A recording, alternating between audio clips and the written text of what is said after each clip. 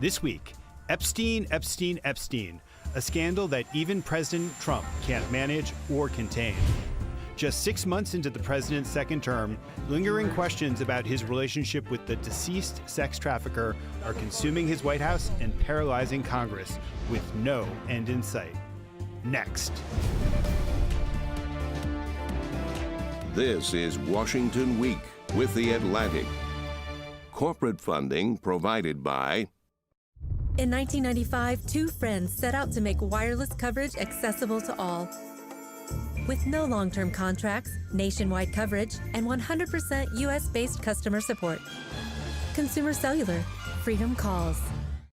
Additional funding is provided by Koo and Patricia Ewan for the Ewan Foundation, committed to bridging cultural differences in our communities.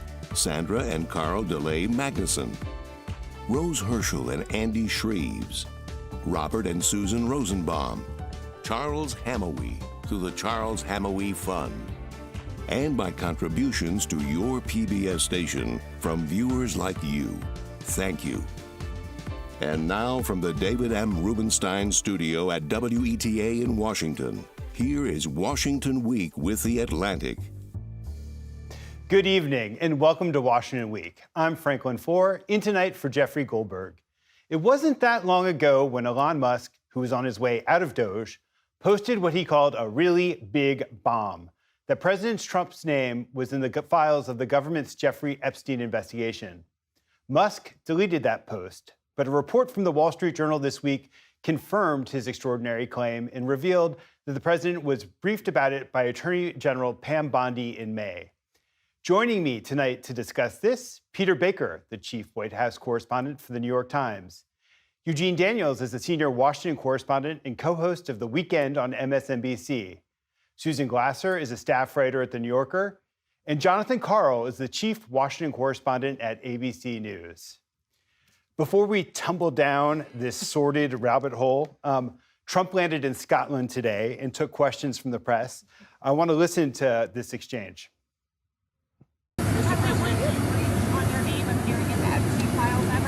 No, I was never briefed. No.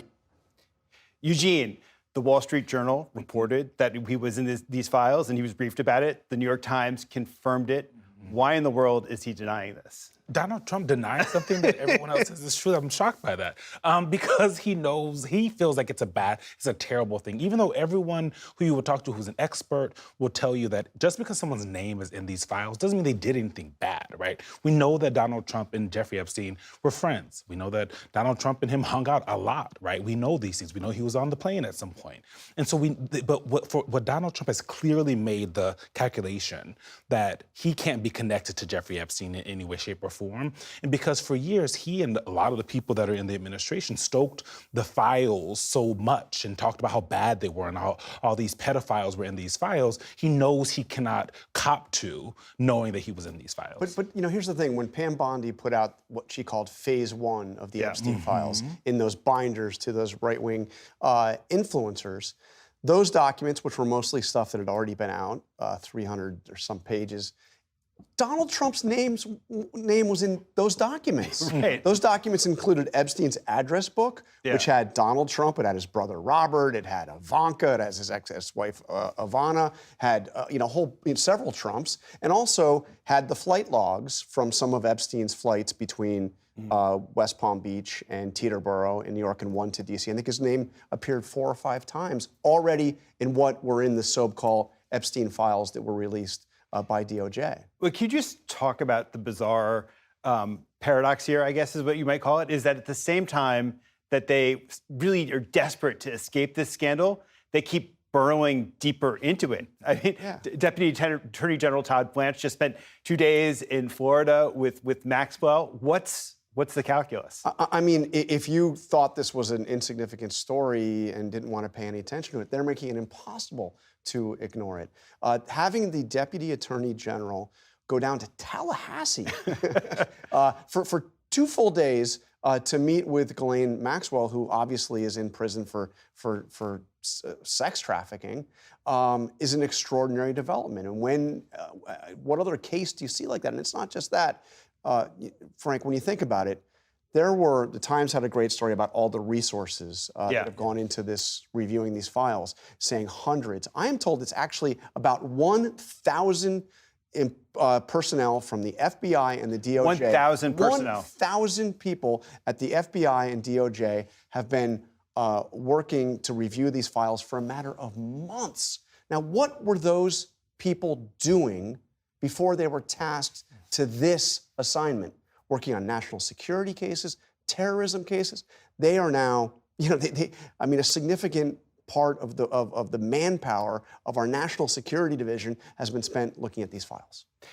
Peter, you guys have written a biography of Trump. Can you help me understand why? I mean, there's no evidence that there's anything revelatory in these files about Trump. Yeah. Why, if he's innocent, does he act so guilty all the time? Well, we've seen that on other occasions too, right? The Robert Mueller investigation found no provable in court conspiracy with Russia, and yet he seemed to act like there was one, right? He seemed to act very close to Russia, very admiring of Putin. Why do you do that if, in fact, you don't have something wrong? And by firing people like Jim Comey back in his first term, you act like you've done something wrong and you're trying to cover it up. And so, yeah, he is his own worst enemy in this way. He brings this on himself by looking like he's trying to hide something, by denying the obvious right there. As Jonathan says, it's already out there. It's not a mystery that his name is in these files, nor should it be, because, again, we already knew he was a friend of Epstein's, and yet he is acting that way. But I think it's part of his, his habit is to deny, even provable truths. It's just never in his DNA to admit, much less acknowledge or apologize. Where does that impulse come from?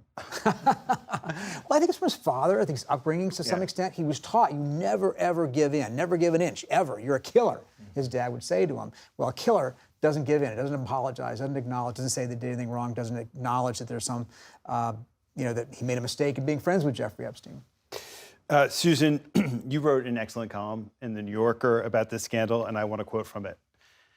This scandal, then, is not the revelation that Trump was friends with a sexual monster who exploited underage women, since it is not a revelation. Nor is it that the president lied to the American people, something he does with remarkable frequency. No, the novelty here is that millions of Americans who knew that Trump was friends with such a horrid man and voted for him anyway, now appear to have decided that in a choice between Trump and a favorite conspiracy theory, they may just stick with the conspiracy theory. Of all the many Trump scandals, why is this one that seems to be the one that has gained traction and gripped the media and apparently tormented his base in the way that this has? Yeah, I think that's a really important question for us to be asking, Frank. If you think about it, in an administration where every day there's some new outrage or controversy, where you could argue that the scandals get to the core of who we are as a country, right? I mean, we're talking about the monetization of the presidency. Nobody apparently cares about that. We're talking about flouting court orders, attacking individual judges. I mean, the list can go on and on and on. So what is the political truth that we're seeing in this becoming a scandal when so many other things haven't? I mean, just to be totally frank, I would rather be talking about anything else than this. Okay, we are talking about a convicted sexual offender who has been dead for 6 years, who was arrested, prosecuted, sent to jail. We're talking about the Deputy Attorney General spending 2 days of his valuable time going to interview the also convicted accomplice of that long dead sexual offender, right? So on some level, it's a perversion of our politics that we are talking about this, and it reflects, of course, very poorly on the man in the White House who was friends with such a person. But I just think it tells us something about the nature of Trump's alliance with the MAGA movement, that he's both a leader but also a follower of them. He's unleashed so many lies, conspiracy theories, diversions, untruths, and that this particular one resonated so deeply with a portion of his base that they are willing, at least for now, to even do what they're not willing to do on any of the other many lies and conspiracy theories that he has foisted upon them. I think it's quite interesting to wonder whether this is a breach that could widen over time or it's a one-off. And I think we don't know the answer to that yet. But it's notable that some members of Congress who stick with Donald Trump through the most outrageous untruths are demanding answers from him that he doesn't want to give right now. And part of it is this scandal, the Epstein/Trump of it all, goes at the heart of kind of what the MAGA base is about, which is powerful people doing things behind closed doors, and the rest of us being screwed out of it, right? And usually Donald Trump is on the side of the people that are getting screwed, right? Usually Donald Trump is talking about how, the lowly man and woman are losing out to these these interests in Washington, D.C., and people are defending and protecting them, and we have to stop those people. But now they are seeing Donald Trump seemingly being one of the people doing the defending and the protecting of the powerful people, and him being one of the powerful people themselves. That's why I think he can't shake it, because, and at the end of the day, this is, they love a conspiracy theory, right? Over and over and over again. This is one that when you talk to people, the pedophile rings, alleged pedophile rings in Washington, D.C. It's the base of QAnon. And also, remember the pizzeria. But let's be clear here that we act as though these poor people were misled, and now they're shocked to find out, that Donald Trump was friends with Jeffrey Epstein. They've known that for years, okay? Exactly. How many times have, we inflicted upon our viewers or our readers images of Donald Trump and Jeffrey Epstein? The video of them partying, that's from decades ago. The MAGA base, though, is upset now, not because they think Trump was friends with Epstein. They're upset because they thought that the Epstein files would tell them something about other people, about other rings. They didn't want to actually target Trump, per se. That's sort of collateral damage in a way. They thought it would be telling about Bill Clinton, it would be telling about other famous and Pam elites. Bondi raised the expectations. Exactly. But look, there's a fundamental question that I'm amazed has not really been directly addressed in so much of how the story has unfolded. Why is Todd Blanche in Tallahassee? Why? What is the purpose? Just a basic question. Why? The White House hasn't answered. So I think that, my understanding is there's really only one explanation, and that is he's trying to go and produce what all those FBI agents couldn't produce when they were looking through the files, trying to get some dirt on the president's enemies. So it's a desperate last stab to save the conspiracy. Yeah, Ghislaine was there. What do you have? Do you have, give me the evidence on Bill Clinton and the island. Give me the, what else could it be? Well, I think it's important to note just quickly on this that Donald Trump has already dangled publicly the prospect of a pardon, and I think that's very significant. I can't think of someone who has more incentive to lie or to tell Todd Blanche what he wants to hear than someone who's in jail for a very long sentence. Who Trump has said, he was asked directly about it. He said, I can't, I'm not doing anything right now, but I have the power to do it, and I think he repeated that. Peter, let me ask you a question that goes to what Susan was saying earlier about this whole constellation of things that could potentially be scandalous. Yeah. Is there any part of Donald Trump that actually enjoys this being the scandal as opposed to any of the other number of things that could be even more devastating, perhaps, and directed his way? I don't know if he enjoys it. I think that, but it is true that this has obscured to some extent other stories that might be in other times pretty big controversies. Let's just talk about this week. Just yesterday, the FCC, appointed by Donald Trump, approved an $8 billion merger with Paramount that just 23 days after Paramount agreed to give Trump $16 million for his presidential library. That's extraordinary. Just think about that. The president filed a private lawsuit against Paramount, which owns CBS, because he was upset about the interview that 60 Minutes did with Kamala Harris. That by itself, by the way, the idea that he gets to decide how an interview gets edited is pretty extraordinary for anybody who cares about the First Amendment. But put that aside for a second. Paramount settled this lawsuit with him, gave him $16 million, which he gets to use as he wants for this library.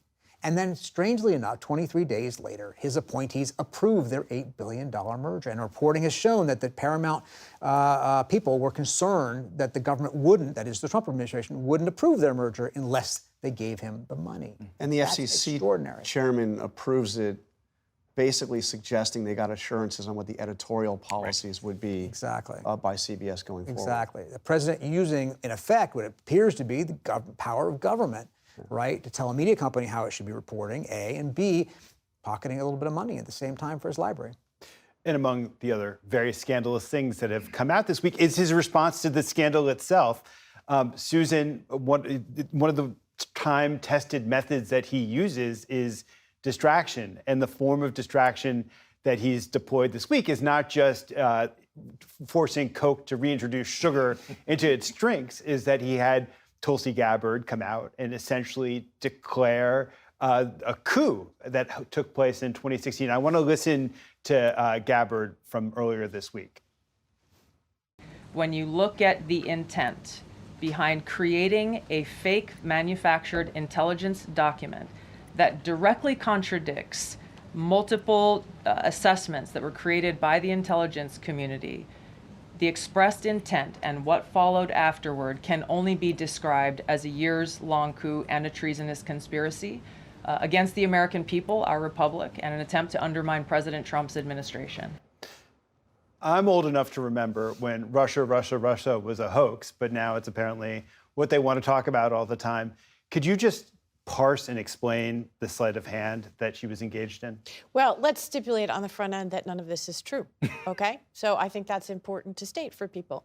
Not only that, but we have the really shocking in any other context image of the director of national intelligence not only going and spreading lies, she's directly called the former president of the United States, Barack Obama, essentially guilty of treason, referred him to the Justice Department for a criminal prosecution, again, on the basis of a fantasy, a fiction, a lie. And in that clip that you played, for example, she says it is the basis of a years-long coup, okay? That is an allegation that's ongoing, that not only at base, she says that what Obama, Joe Biden, Hillary Clinton, Bill Clinton, the former leaders of the intelligence community, all of them implicated, in her view, in basically putting out an intelligence finding that she says wasn't true, that Russia intervened in the 2016 election on Donald Trump's behalf.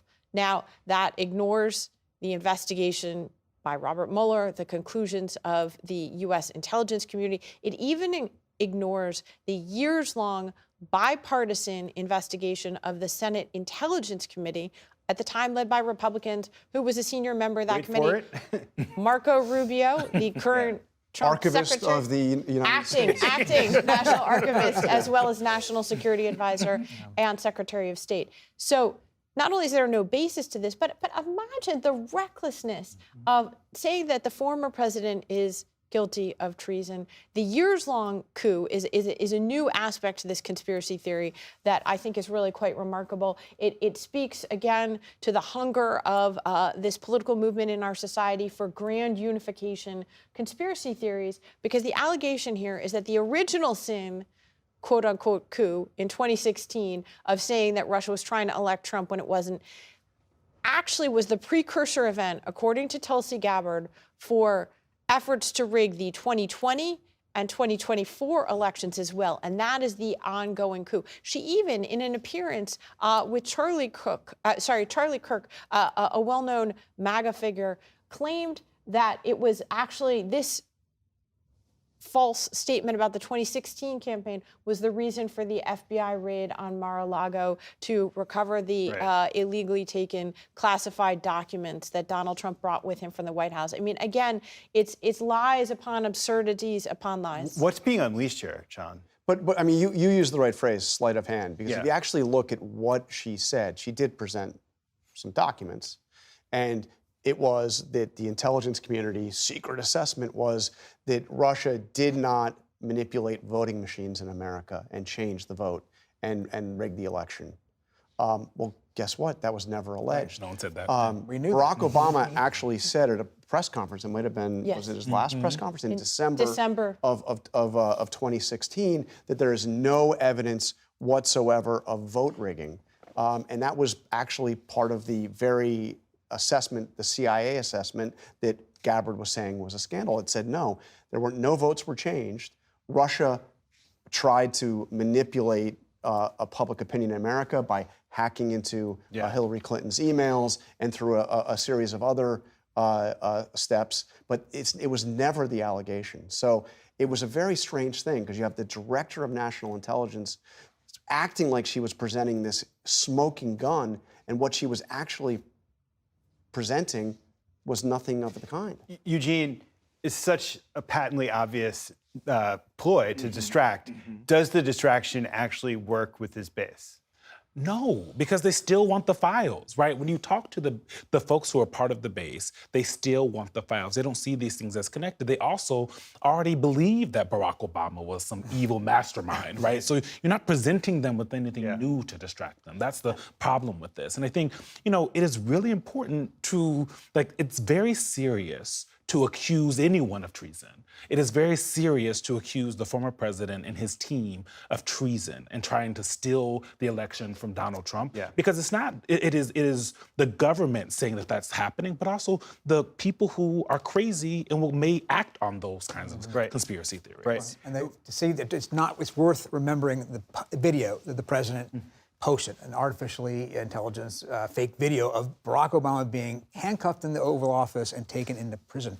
This is something we've now just kind of brushed off because we're so used to this kind of wild and crazy kind of politics. But no president ever would have done that in the past. And it would have in another time been a shocking breach of etiquette and I think a corruption of the judicial system to have a president of the United States say that his predecessor should be locked up and put a video out there to celebrate the idea of it. And a manipulated fake video. Yeah, right. Which goes to what you were talking about at the beginning, that we're trapped in this prison of conspiracy and manipulation, and those two things are deeply connected. Can I just admit that I actually was shocked and horrified even to be living in this news cycle that we were. I found that video that Donald Trump circulated on social media of Barack Obama being debased and humiliated in the Oval Office to really make me feel nauseous. And again, this is something that all Americans should be condemning. And I think it also speaks to our debasement as a political culture. I went back and I looked, in the first Trump administration, you would get at least the bleats of concern from Republican members of his party, from people around the country. Not a word, not one word. These are people who've lost their souls. And, ultimately, it's for political power that may or may not last more than, 2 or 4 years. And you got to ask, was it really worth it for them?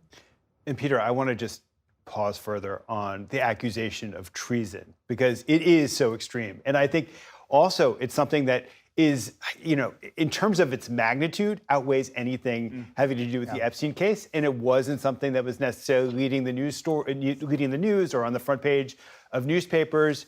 And it is not an isolated incident. Right. It's reflective of a trend in his rhetoric. And you wrote about this the other week, and I want to quote from it.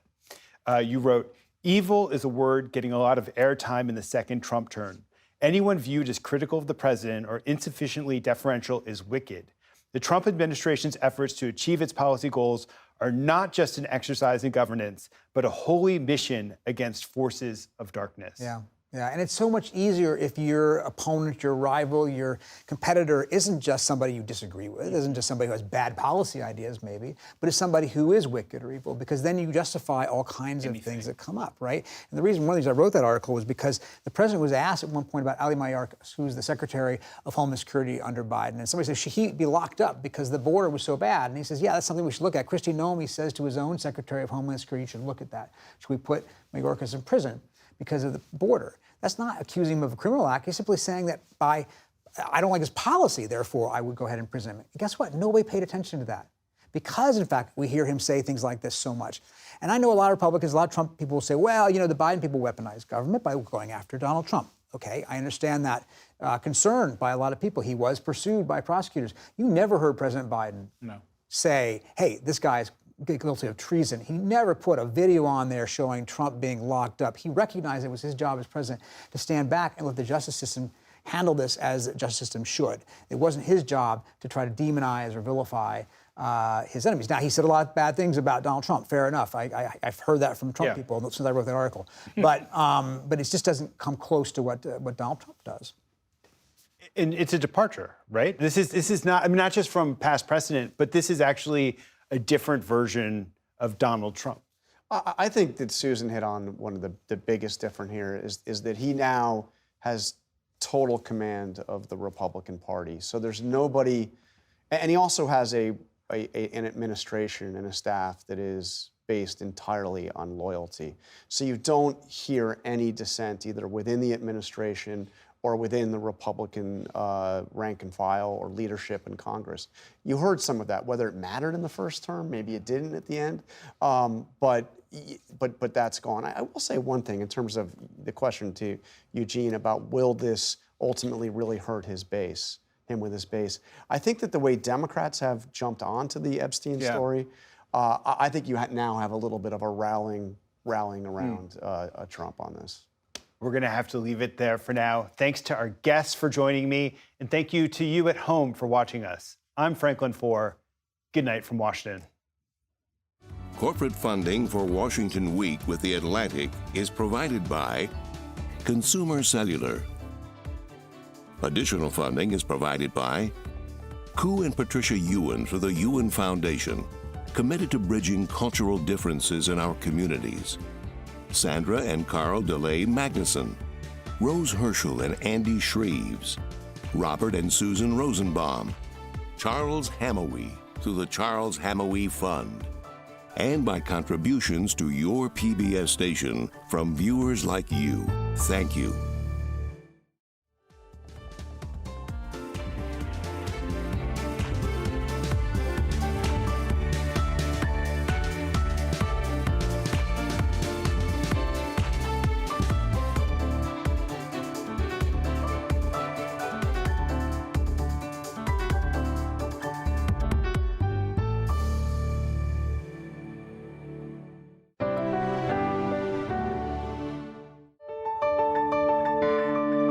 You're watching PBS.